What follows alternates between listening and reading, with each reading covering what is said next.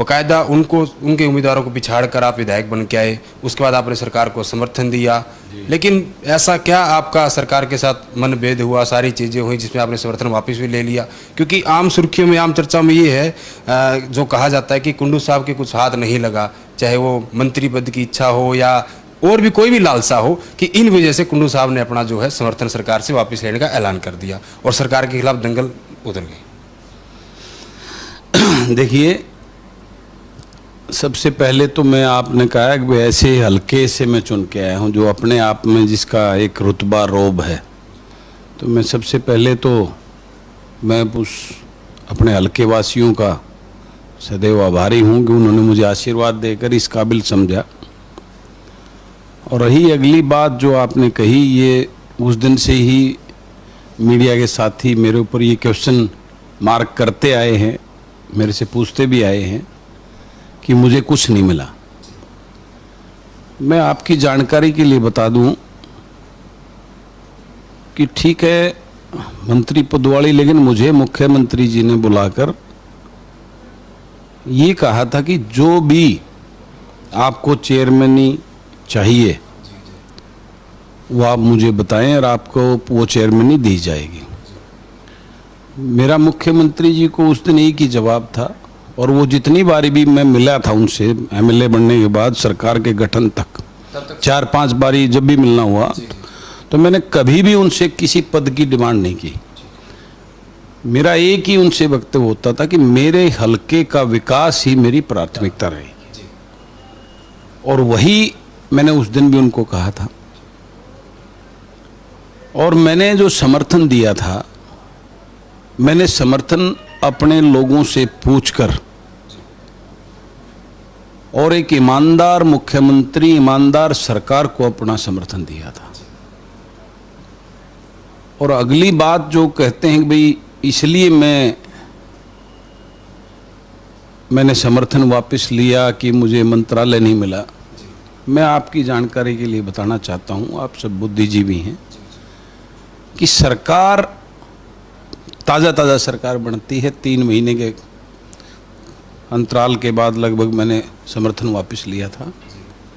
अगर मुझे इस प्रकार का लोभ लालच होता तो मैं सरकार के साथ रहकर बहुत सारे बेनिफिट्स अपने बिजनेस से रिलेटेड या और को उठा सकता हूँ, क्योंकि मैं बिजनेसमैन भी हूँ, क्योंकि बगैर बिजनेस के तो पॉलिटिक्स भी नहीं चल सकती। मैं राजनीति में केवल और केवल लोगों की सेवा करने के लिए उनका सेवक बनकर इस राजनीति में आया हूं, और जो उनके मूलभूत सुविधाएं, जो उनका अधिकार है, उनके लिए उनका वकील बनकर उनको दिलवाने के लिए, और राजनीति के अंदर न जिस प्रकार से चुनाव के दौरान वोट लेने के लिए बड़े बड़े दावे, बड़ी बड़ी बात कर ये राजनीतिक पार्टियां, राजनीतिक लोग, ग्रामीण अंचल के मेरे भोले वाले लोगों का इनको इमोशनल ब्लैकमेलिंग करके, कभी क्षेत्रवाद के नाम पर, कभी जातिवाद के नाम पर, कभी झूठे बड़े बड़े वादे करने के जो आते हैं, उस इमोशनल ब्लैकमेलिंग से इनको बचाने के लिए और राजनीति के अंदर इनको जागृत करने के लिए कि जो आप अपना प्रतिनिधि चुनते हो वो राजा नहीं होता, वो आपका वकील और सेवक होता है, जिसको आप 5 साल के लिए चुनते हो। हमारे यहाँ की राजनीति में ऐसी व्यवस्था, ऐसी लोगों के अंदर ऐसे विचार डाल दिए, ऐसी सोच बना दी कि वो जो नेता चुन के आता है उसको राजा समझने लगे, और उसके सामने अक्सर ये चीज़ें देखने को मिलती हैं कि उनके सामने हाथ जोड़ना, गिड़गिड़ाना, ये परंपरा बनती जा रही है।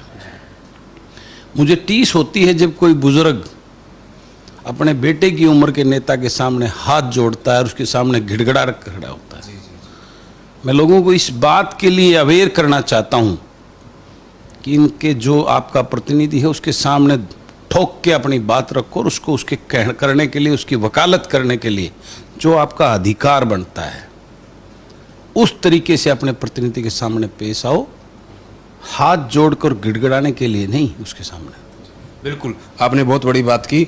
जो हमारा नेता होता है, जो विधायक होता है, वो जनता का राजा नहीं सेवक होता है, और इसको कुछ लोग नहीं मानते। लेकिन मैं आपके परिवार की बात करूं, आपकी राजनीति से पहले के अनुभव की बात करूं, क्योंकि आपका एक अच्छा लंबा चौड़ा बिजनेस है, सारी चीज़ें हैं। लेकिन मुझे ये भी जानकारी, जिसको आप जिसकी पुष्टि करेंगे कि आप जब राजनीति में आ गए तो जो आपका परिवार है, यानी कि आपके जो फादर साहब हैं, वो आपसे काफ़ी नाराज हुए और वो नहीं चाहते थे कि आप एक राजनीति में आओ। जी बिल्कुल, ये 100% सही बात है कि मेरे फादर जो बीएसएफ से रिटायर हैं, वो बिल्कुल डाउन टू अर्थ बीएसएफ में सिपाही से भर्ती हुए। उन्होंने उससे पहले पूरा अपनी खेती बाड़ी हल तक जोड़ चला रखा है। मेरा पूरा बेसिक जो ग्राउंड है वो एक किसान फैमिली से, मेरे दादा मेरे चाचा सभी किसान उससे रहे हैं, और उसी से उठकर मैंने भी अपना जीवन, जो मैं गांव में पढ़ा, गांव में पैदा हुआ, मेरा पालन पोषण सारा ग्रामीण अंचल का है। मैंने अपना ये बिज़नेस स्टार्ट करने से पहले, जब मैं कॉलेज में पढ़ता था, तो 5-6 साल मैंने खेती का हर काम किया है सिवाय हल जोड़ने के। और मैं वो गांव की मूलभूत जो सुविधाएं होती हैं, जो ज़रूरी हैं और जो उनके पास नहीं हैं, उनकी तकलीफ़ें, किसान की, ग्रामीण की, बेरोज़गार की, वो सब चीज़ों से मैं भली भांति परिचित हूँ। उस दर्द को समझते हुए मैंने जब परमात्मा की कृपा से, मेरे माँ बाप के आशीर्वाद से, जब परमात्मा ने मुझे एक बिजनेस में सेट कर दिया, एक अच्छी, एक पारिवारिक जो है, एक हमारा गुजारा ठीक ठाक इज्जत मान सम्मान से उस लेवल पे, तो मेरे मन ने भाई अपने लिए तो भगवान ने सेटअप कर दिया, इस लोगों के लिए भी कुछ करना चाहिए। उसी सोच को लेकर मैं इस राजनीति में आया। तो उस सोच को लेकर आप राजनीति में आए कि लोगों की जो दुख तकलीफें हैं उनसे आप भली भांति पूर्ण थे, क्योंकि सारी चीज़ें आपने अपनी ज़िंदगी में। मेरे फादर साहब बहुत नाराज़ हुए, उन्होंने मुझे गुस्सा भी किया, गालियाँ भी निकाली, भाई 2 रुपये तने कमा लिए तो तेरा दिमाग खराब हो गया। ये विधायक बनने के बाद की बात है, पहले ये जब स्टार्टिंग में, जब मैंने 2014 में राजनीति में मैंने सक्रियता बढ़ाई, तब उस दौरान की बात है। लेकिन मैंने अपने फादर साहब को एक विश्वास दिलाया कि मैं आपका बेटा हूँ। जिस प्रकार से मेरे फादर ने बीएसएफ के में सर्विस करते हुए करीबन 250-300 बच्चों को बीएसएफ में रोज़गार, नौकरी दिलवाने का काम किया, कभी किसी की चाय नहीं पी, तो मैंने उनको विश्वास दिलाया और उस बात के लिए उनको सेटिस्फाई किया कि मैं आपका बेटा हूँ और आपसे वादा करता हूँ इस राजनीति में सेवा भाव से, इसको बिजनेस समझकर घर बढ़ने के लिए नहीं, मैं लोगों की सेवा करने के लिए इस राजनीति में जा रहा हूं। और आपको एक दिन ऐसा होगा, गर्व होगा अपने बेटे पे कि आपका बेटा जिस सोच के साथ और आपके आशीर्वाद से आया था उसको पूर्ण करे। बिल्कुल, जिस संकल्प को आप लेके चले थे, करीब लगभग 1 साल लगभग हो चुका है सरकार का गठन हुए और आपको विधायक भी बने हुए, तो इतने टाइम बाद आप जो भी पेचीदगियाँ चली सरकार के साथ, नाराजगी, मनमुटाव, समर्थन, वापसी, सारी चीज़ें, तो 1 साल का लगभग समय हो चुका है। आप अपने आप को आज कहाँ खड़ा पाते कि जो आपने मन में सोचा था, जो अपने परिवार को या अपने हल्के के लोगों को जो आपने एक विश्वास दिलाया था, क्या उनको बलराज कुंडू एज ए विधायक वो सारी चीज़ें उनको पूरा कर पा रहे हैं? देखिए, मैं उसी विश्वास के साथ और जिस सोच के साथ मैं इस राजनीति में आया था कि मैं गलत के खिलाफ आवाज़ उठाऊंगा, अपने लोगों की आवाज़ बनकर उनके हकों की लड़ाई लड़ूंगा, उस पर मैं ये समझता हूँ मैं 100% खरा उतर रहा हूँ। और मेरे लोगों को, मेरे महम के जो मेरी ताकत हैं, जिन्होंने मुझे अपना प्रतिनिधि चुना, अपना वकील चुना, वो इस बात से सेटिस्फाई। हाँ, कहीं ना कहीं देखो, जब कोई लोग किसी को वोट देते हैं, कहीं उसका अपना निजी स्वार्थ भी होता है। हो सकता है वो किसी निजी स्वार्थ में मैं उनको पूर्ण, क्योंकि आज विपक्ष का एमएलए होने के उसमें मैं उनको नहीं पूर्ण कर पा रहा, लेकिन उनके सामूहिक जितनी चीज़ें हैं उसके लिए मैं उनकी आवाज़ बनकर सरकार से हमेशा, जब से बनी करीबन 8 महीने से ज़्यादा हो गया है, मैंने अपने हल्के की एक एक चीज़ों को सरकार के सामने रखा है, मुख्यमंत्री जी के सामने रखा है। ये बात अलग है कि हमारे मुख्यमंत्री मनोहर लाल खट्टर जी, इनकी करनी और कथनी में जमीन आसमान का फर्क है। लेकिन मैं अपने हल्के के लोगों की आवाज़ और उनकी जो जो रिक्वायरमेंट्स हैं उसके लिए हमेशा लड़ाई लड़ूंगा और उसको करवाने का पूरा काम करता रहूँगा। बिल्कुल, जहाँ तक लड़ाई लड़ने की बात है, बलराज कुंडू सच को सच और झूठ को झूठ कहने की मादा रखते हैं। आपने चुनाव जीतने के बाद, विधायक बनने के बाद एक सरकार के पूर्व मंत्री मनीष करोड़, जो कि रोहतक से पिछले टर्म में विधायक भी थे और मंत्री भी थे, उनके खिलाफ आपने काफ़ी कुछ चीज़ें सरकार को सौंपी। मीडिया में आके भी उनकी जो भी डिटेल्स थी, रिकॉर्ड्स थे, वो सारे के सारे सबूत, दस्तावेज पेश किए।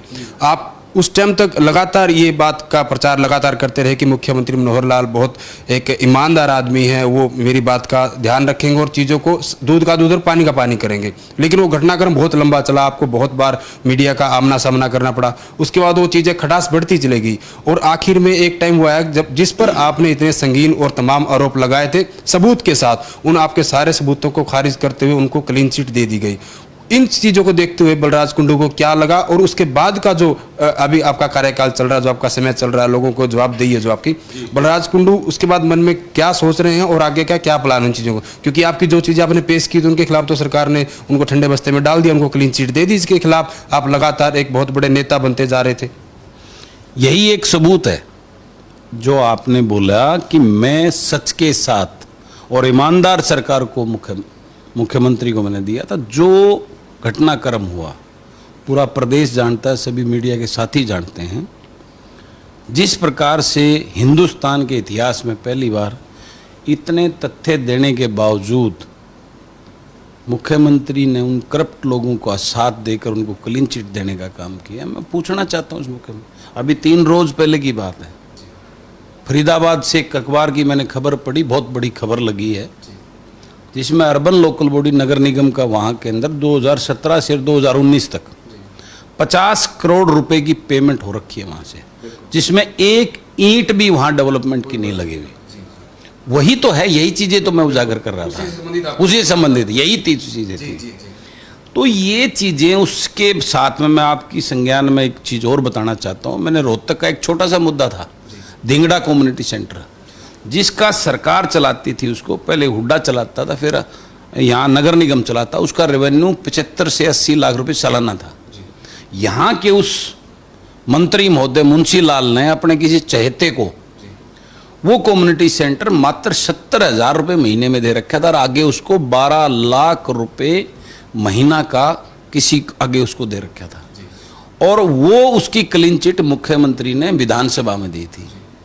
लेकिन वो इतना क्लीन था कि उसमें जो यहाँ के वर्तमान के जो डीसी साहब है उस टाइम के, वो नगर निगम के कमिश्नर थे, और जिस प्रकार से उसकी टेंडर प्रक्रिया उसमें वो कभी भी वो ऑन रिकॉर्ड था, उनको कोई नहीं बचा सकता था।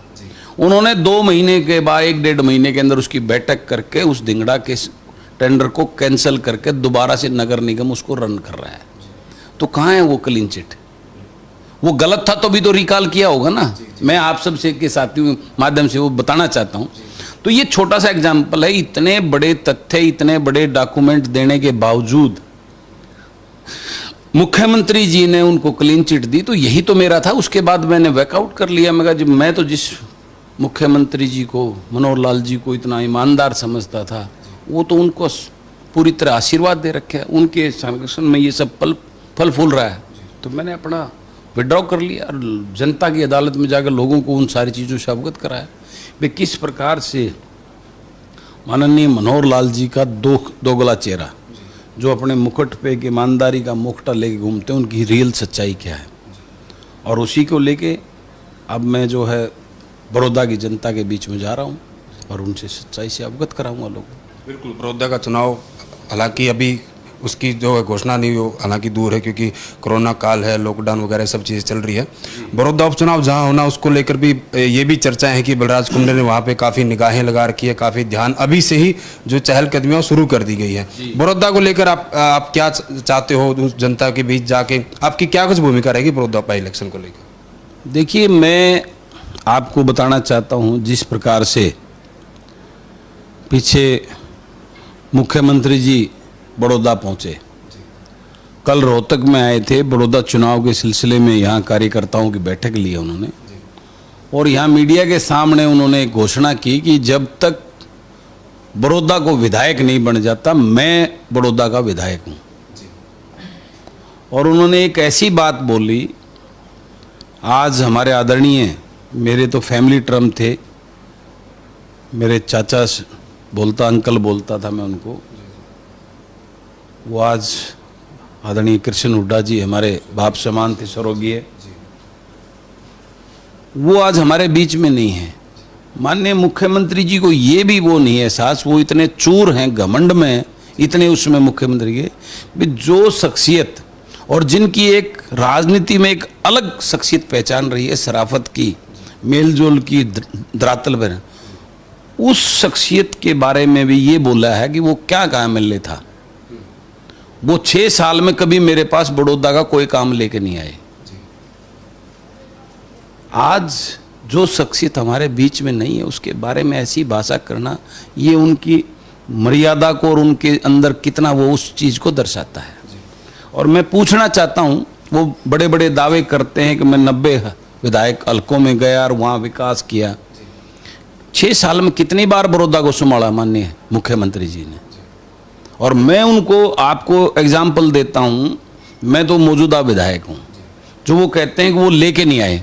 मैं पिछले 8 साल में 8 बारी अपने मैं हल्के की डिमांडें, वहाँ की जो समस्याएं हैं, मुख्यमंत्री जी को दे चुका हूँ। उसके टस से मस नहीं है।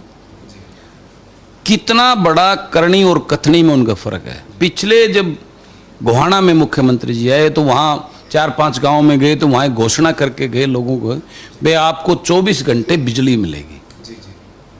मैं आपको बताना चाहता हूँ, मैं यहीं जहाँ बैठे यहाँ से मैंने मार्च के महीने में जब लॉकडाउन लगा, जब मैंने माननीय मुख्यमंत्री जी को फ़ोन किया था, लोगों के मेरे पास फ़ोन आए कि लॉकडाउन हो गया। उस टाइम काफ़ी स्ट्रिक्टनेस थी, लोगों को घर में रोक दिया गया था स्टार्टिंग में, और लोगों को घर में भाई वो उनका मन लग जाए। सरकार ने रामायण और महाभारत दोबारा शुरू कर दी थी, एपिसोड चला दिए थे ताकि लोगों का टाइम पास हो सके। लेकिन जब गाँव में लाइट नहीं रहेगी तो वो एपिसोड देखेंगे कैसे। तो लोगों को मेरे पास फ़ोन आए। उस टाइम तो सारी फैक्ट्री वगैरह सब बंद थी, बिजली की कोई समस्या नहीं थी, बिजली सरप्लस थी। तो मैंने फ़ोन किया, मैं कहा जी मुख्यमंत्री जी, लोग ऐसे ऐसे, हम लॉकडाउन का दौर है और आज बिजली भी हमारे पास सरप्लस है, अब तो हमें बिजली दे देनी चाहिए ताकि लॉकडाउन में लोग अपने घरों में टेलीविज़न देखकर और कुछ देख के टाइम पास कर सकें। तो मैं उनका जवाब सुन के हैरान हो गया। मुख्यमंत्री जी ने एक जवाब दिया कि लोगों की पंखे की आदत मत डालो, अच्छा, बड़ी मुश्किल से इसको सुधारा है, बिजली नहीं मिलेगी। ये बहुत बड़ी बात बलराज कुंडू जो कि महम से विधायक है, बहुत बड़ा खुलासा कर रहे हैं। ये मुख्यमंत्री ने आपको बोला?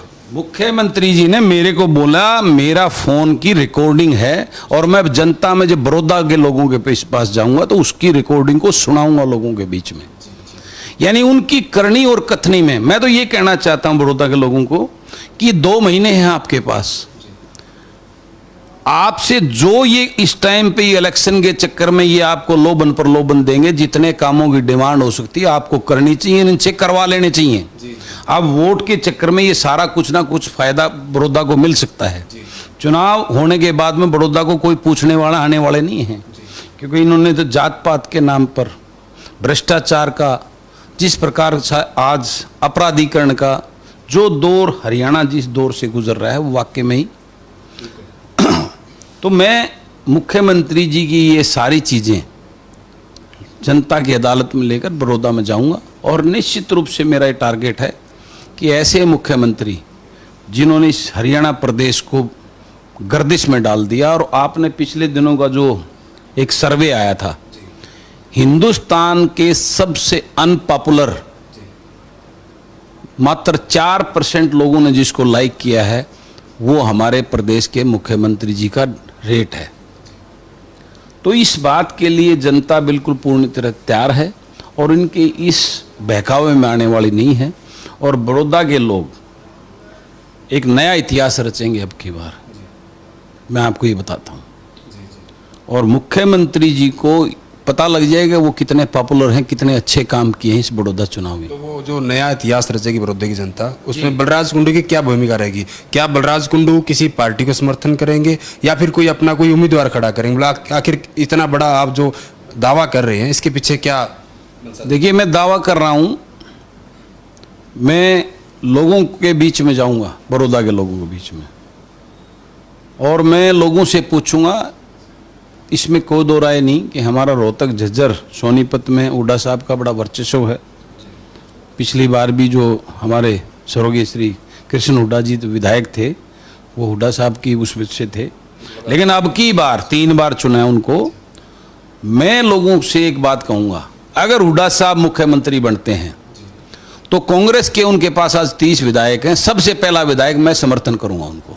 ये बहुत बहुत बहुत बड़ी घोषणा यहाँ महम से बलराज कुंडू विधायक जो है उनकी है कि अगर हुड्डा साहब सरकार बनाने की तरफ अगर कदम बढ़ाते हैं या फिर ऐसा कुछ करते हैं, अगर हरियाणा में अगर सरकार का तख्ता पलट होता है तो बलराज कुंडू ऐसे पहले विधायक होंगे जो भूपेंद्र सिंह हुड्डा को अपना समर्थन देंगे। बहुत बड़ी बात है।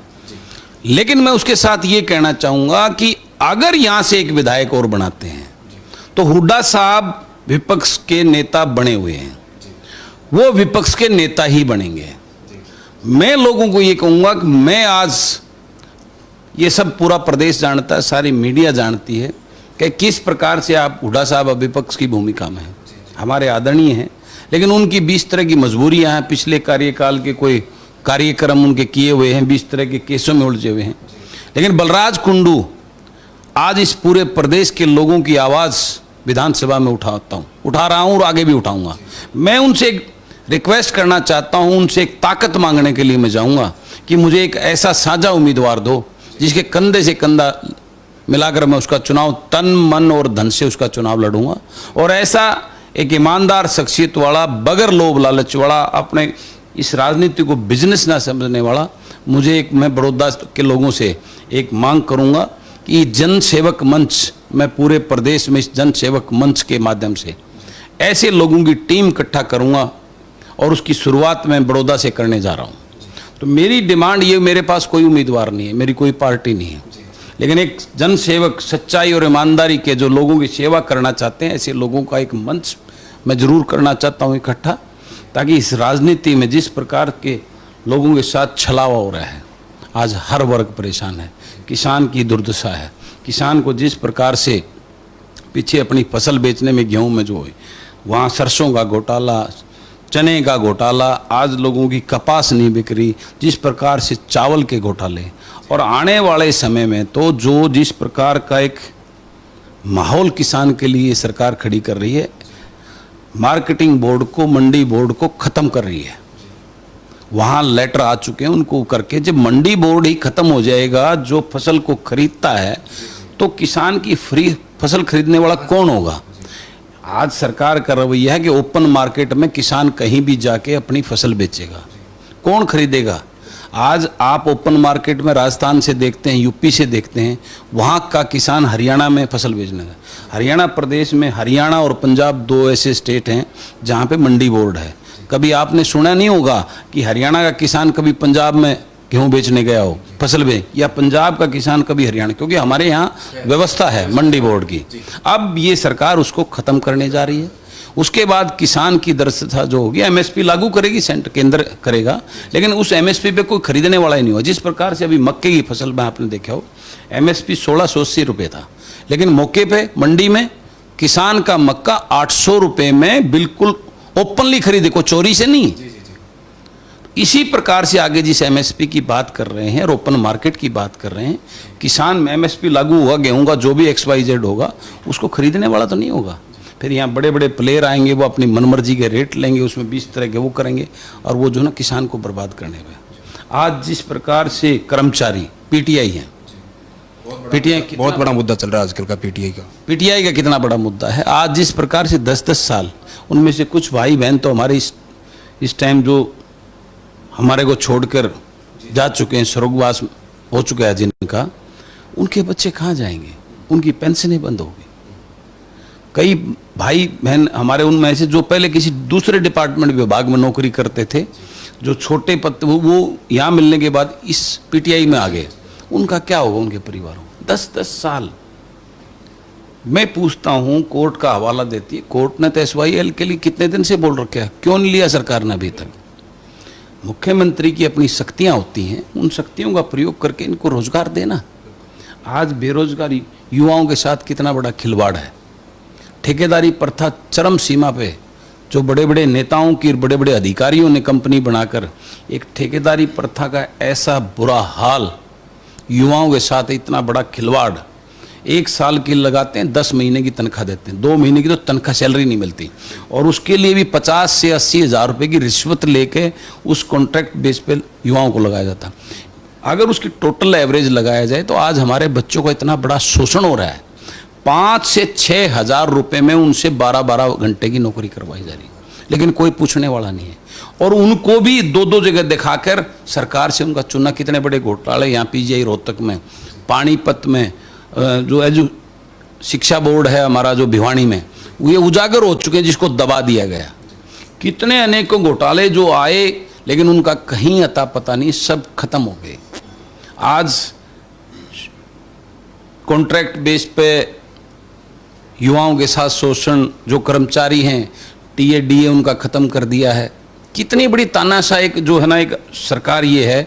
आज छोटे से छोटा कर्मचारी, व्यापारी, जिसकी बुरी हाल है, सरकार को कोई चिंता नहीं है। आज पानी सरकार वैसे नहीं दे रही किसान को, ट्यूबवेल के कनेक्शनों के साथ एक खिलवाड़ गए ऐसे बंदर बाट कर रखी है। अभी यहाँ 1 लाख लेने वाले हैं, उसमें 1,000 दे दो। पूरे प्रदेश के अंदर कितने ट्यूबवेल पेंडिंग हैं, अगर आप सही माने जाएं तो 50 लाख ट्यूबवेल जो है वेटेड हैं, लेकिन कितना दिया है, मात्र कुछ हज़ार देकर कहते हैं ट्यूबवेल का कनेक्शन दे रहे हैं, और वो भी मजाक बना रखा है। अब बलराज कुंडू का कहना है कि सरकार जो है वो तानाशाही कर रही है, जनता को परेशान कर रही है। लेकिन जिस प्रकार आपने अभी थोड़ी देर पहले भूपेंद्र सिंह हुड्डा का नाम बार बार लिया, उनके बारे में कसीदे पढ़े, हम जैसे कि आप वन में कसीदे नहीं पढ़े, आप मेरी बात का मेरा आप सवाल पूरा सुनिए। जिस प्रकार से आपने आप, क्योंकि जो जितने भी निर्दलीय विधायक चुनकर आए थे वो सारे के सारे अभी उन्होंने समर्थन सरकार के साथ है, आप इकलौते ऐसे हो जिन्होंने अपना समर्थन वापस ले लिया था, यानी कि आप वन मैन आर्मी की तरह अपना प्रचार में लगे हुए हैं। उसी प्रकार हम इंडियन नेशनल लोकदल की बात करें, इनेलो की बात करें, उनके जो नेता है अभय सिंह चौटाला, वो भी इकलौते ही विधायक है। उन्होंने कहा है कि भूपेंद्र सिंह हुड्डा के पास अगर जितने विधायक हैं, अगर उतने विधायक मेरे पास होते तो मैं कब की सरकार गिराया था। हुड्डा साहब इसलिए सरकार नहीं गिरा रहे क्योंकि वो सरकार के साथ मिले हुए हैं, उनको जो अपनी उनकी करनी हुई है उसका कहीं ना कहीं उनको डर है, इसलिए हुड्डा साहब सरकार के साथ मिलकर उनकी सरकार चला रहे हैं। ऐसा अभय सिंह चौटाला ने आरोप कुछ दिन पहले लगाया था, जो कि आपने भी सुना होगा। क्या कहेंगे उसके बारे में? देखिए, अभय सिंह चौटाला जी एक दबंग प्रवृत्ति के एक मुखर होकर अपनी बात रखने के नेता हैं हरियाणा प्रदेश में, उनकी अपनी पहचान है। निश्चित रूप से कोई बात होगी तभी तो वो इस बात को बोल रहे हैं, और ये बात तो कहीं ना कहीं नज़र भी आती है। रही बात उनके पास एमएलए होते वो क्या कर देते, उस बात पे तो मैं टिप्पणी नहीं कर सकता, लेकिन एक बात जरूर है, उन्होंने एक बात भी बोली थी, अगर भूपेंद्र सिंह हुड्डा ईमानदारी से अगर कोशिश करेंगे तो अगर सरकार बनती तो मैं उनका साथ दूंगा, ये बात भी उन्होंने बोली पिछले दिनों। उसी प्रकार से मेरा कहने का अर्थ जो अभी था कि हुड्डा साहब, मैं लोगों को बताना चाहता हूँ, बड़ौदा के लोगों को, अगर हुड्डा साहब यहाँ, हुड्डा साहब मुख्यमंत्री नहीं बन रहे, यहाँ वो विपक्ष के नेता ही रहेंगे। वो अपनी ड्यूटी 30 एमएलए में भी बखूबी कर सकते हैं, लेकिन बड़ौदा के लोग अगर मेरे जन सेवक मंच के सौजन्य से एक विधायक यहाँ मेरी ताकत बनाकर, हम 1 और 11 नहीं, 2 नहीं 11 बनकर इस प्रदेश के लोगों की, प्रदेश के किसान की, प्रदेश के युवा बेरोजगार की, छोटे कर्मचारी की, गरीब की, व्यापारी की, हम आवाज़ उठाकर विधानसभा में लड़ाई लड़ेंगे। जो काम शायद भूपेंद्र सिंह हुड्डा जी किन्हीं कारणों से, किसी वजह, जो भी वो उनका इंटरनल क्या है मुझे नहीं पता, मैं तो अभी जुम्मा आया हूँ, राजनीति के वो बड़े खिलाड़ी हैं, लेकिन जो काम वो नहीं कर पा रहे, जो काम वो ड्राइंग रूम में बैठ के एक फॉर्मेलिटी लोगों को दिखाने के लिए, उनके जो वहाँ से प्रेस नोट आते हैं, प्रेस रिलीज होती है, तो वो काम हम जनता के बीच में जाकर खुले छाती ठोक कर जनता की अदालत में बताएंगे, उन मुद्दों को उठाएंगे। इसलिए उसके लिए मैं बड़ौदा के लोगों से निवेदन है मेरा कि अपना एक साझा पंचायती जो उस सोच का हो, जो उनका वकील बनकर उनके हकों की लड़ाई लड़ सके, मैं ऐसा कैंडिडेट बड़ौदा के लोगों से मांगने जाऊंगा। लेकिन मेरी प्राथमिकता ये भी है, मैं ऐसा कोई काम भी नहीं करना चाहता जिसकी वजह से भारतीय जनता पार्टी का कैंडिडेट जीते। मेरी पहली प्राथमिकता भारतीय जनता पार्टी को वहाँ से जमानत जब्त करवाने की है, इस दोगली सरकार के मुखिया को एक जवाब देने की कि आपकी ये तानाशाही अब नहीं चलेगी। प्रदेश की जनता जाग चुकी है और आपको अपने रवैये को बदलकर लोकहित में काम करने होंगे, ये लूट खसोट बंद करनी पड़ेगी। उसके लिए पहला करारा मेरी पहली प्राथमिकता भारतीय जनता पार्टी मनोहर लाल खट्टर, क्योंकि हरियाणा प्रदेश के अंदर भाजपा का नहीं, यहाँ मनोहर लाल की भाजपा है। जिस भाजपा जो उद्देश्य जो चीज सोच के मैं भी भाजपा में आया था, वो भाजपा मनोहर लाल जी ने यहाँ खत्म कर दी। जो अच्छे लोगों को सबको खत्म कर दिया, जो अच्छे राष्ट्रभक्त, राष्ट्र के प्रति सोच, लोगों के प्रति सोच, जो एक संघ की भावना के रूप को लेकर उस प्रारूप को समझकर जो भाजपा में आए थे, यहाँ वो भाजपा नहीं है। यहाँ तो भ्रष्ट लोगों का बोलबाला है। भाजपा यहाँ मनोहर लाल की भाजपा है। मुंशी लाल जैसे अनपढ़ लोगों का बोलबाला है, वही मंत्री। यहाँ पढ़े लिखे मंत्री नहीं बना रखे मनोहर लाल जी ने। भारतीय जनता पार्टी के अंदर बड़े बड़े ब्यूरोक्रेट्स, रिटायर्ड, हाईली क्वालिफाइड लोग एमएलए बन के आए हैं, लेकिन उनको तवज्जो नहीं दी। यहाँ जो वो लोग बनाए हैं जो इनके यसमैन रहे हैं। तो मैं यहाँ भाजपा नहीं, मनोहर लाल खट्टर भाजपा के खिलाफ हूँ। मनोहर लाल खट्टर भाजपा जो है, मेरा पूरा सोच, मैं संघ की भावना को समझता हूँ, कदर करता हूँ, उसी से प्रेरित होकर मैं भाजपा नरेंद्र मोदी जी के साथ मैं उनके व्यक्तित्व, उनसे प्रेरणा लेके ही मैं उनको अपना आदर्श मान के आया था। लेकिन यहाँ तो ना नरेंद्र मोदी जी की भावना है, ना संघ की कोई भावना है। यहाँ तो मनोहर लाल खट्टर की सरकार है, मनोहर लाल खट्टर की भाजपा है। बिल्कुल, ये कहना बलराज कुंडू का कि मनोहर लाल खट्टर की ही सरकार है, वन मैन आर्मी यहाँ पे हरियाणा में, बीजेपी नहीं, मनोहर लाल खट्टर ही है। लेकिन उसके साथ साथ कुंडू साहब, आपकी बीजेपी सरकार का से जो आपका मोहभंग हुआ, उसमें ये भी है कि वो फिलहाल गठबंधन की सरकार है। अगर हम जेजेपी की बात करें, जेजेपी ने अपना समर्थन दे रखा है, वो भी सरकार के साझेदारी है। और जहां तक बड़ौदा उपचुनाव की बात है, जैसे कि आपने कहा कि बलराज कुंडू की प्राथमिकता है कि बीजेपी के उम्मीदवार की जमानत जब्त कराना, लेकिन अभी चर्चा ये भी है क्योंकि जब गठबंधन में है तो जाहिर सी बात है उनका साझा उम्मीदवार होगा। तो जेजेपी को लेके बलराज कुंडू क्या सोचते हैं, क्योंकि वो भी गठबंधन में है, वो भी एक पार्टी थी जिन्होंने अपना सारा समर्थन दिया और आज साझेदारी से सरकार चला रहे हैं। देखिए, दुष्यंत जी को लोगों ने मनोहर लाल की सरकार, भारतीय जनता पार्टी के सरकार के खिलाफ वोट दिया था। बहुत सारे मेरे पास आ रहे हैं, मैं दुष्यंत जी के वो स्पीच सुन रहा था, जिस प्रकार से वो एक जोशीलेर अंदाज में मनोहर लाल जी पे वार करते थे, वो सुना। तो इस बात का जवाब तो जनता देगी दुष्यंत जी को, क्या रहेगा। दुष्यंत जी एक पढ़ा लिखा युवा है, अच्छी सूझबूझ वाला है। वो उनकी पार्टी का निर्णय रहा, जो भी रहा, उनका अपना जो सोच वो रही, वो तो वही बता सकते हैं। और रही बात चुनाव लड़ने की, तो जेजेपी को 32,000 वोट मिली थी उनके कैंडिडेट को। ये तो अब समय बताएगा और बड़ौदा के लोग बताएंगे। बिल्कुल, उनका जो है, जो उनकी राह क्या रहेगी है आने वाला समय बताएगा। लेकिन हम बलराज कुंडू की बात करें, फिलहाल महम की जनता ने आपको चुन के विधानसभा में भेज दिया। आने वाले समय की बात करें, 4 साल तक लगातार और आगे आप जो पूरा कार्यकाल आपका रहेगा, विधायक बने रहेंगे। बलराज कुंडू का भविष्य उनको क्या नजर आता है? क्या वो किसी और पार्टी में शामिल हो जाएंगे, या फिर अपने आप को महम तक सीमित ना करके अपना अलग से प्रचार प्रसार करेंगे, अपना कोई दल या फिर कोई पार्टी, इस तरीके? क्या कुछ सोचा आपने इस बारे में? देखिए, ये तो समय बताएगा। कोई पार्टी, कोई दल खराब नहीं होता, उस दल के नेता खराब होते हैं। मेरी सोच जनता की सेवा करना, चाहे सरकार गलत करती है तो उस सरकार को उसके खिलाफ सचेत करना और उनकी गलत नीतियों को लोगों के बीच में लोक अदालत में लेके जाना। और ये मैं पूरे अपने क्षेत्र के लिए भी, प्रदेश के लोगों के लिए, ये मैं बिल्कुल पूर्ण रूप से करता रहूँगा। मेरी आवाज़ को कोई दबा नहीं सका। मेरी आवाज़ सच्चाई की आवाज़, लोगों की आवाज़ बनकर मैं जो मेरे से बन पड़ेगा इस लड़ाई को जारी रखूँगा। लेकिन मैं हर बार जिस प्रकार से आज मनोहर लाल जी की कार्यशैली है, उस कार्यशैली को हमेशा मैं जवाब देता रहूँगा और उसको लोगों के बीच ले जाकर रहूँगा। और मैं आपको विश्वास दिलाता हूँ, आज मैं करीबन 12 ज़िले के लोगों से मैं मिल चुका हूँ। मैं पिछले इस लॉकडाउन के दौरान मैं घर में नहीं बैठा, नेताओं की तरह डर के मैं लोगों के बीच में रहा हूँ। और जिस प्रकार की जन भावना, आज लोगों को एक बहुत बड़ा पछतावा है, एक बहुत बड़ा पछतावा है कि हमने 40 सीटें देकर मनोहर लाल जी को दोबारा मुख्यमंत्री बना दिया।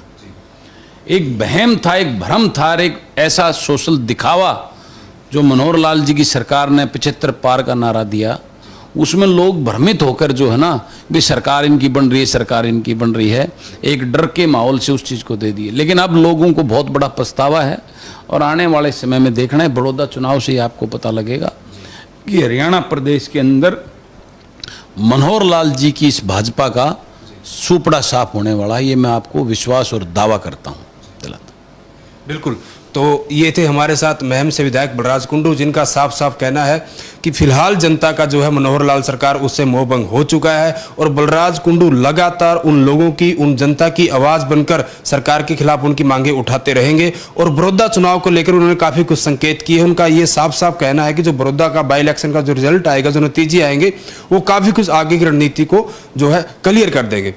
वीडियो जर्नलिस्ट सुमित के साथ सुरेंद्र नैन, बिंदास हरियाणा, रोहतक।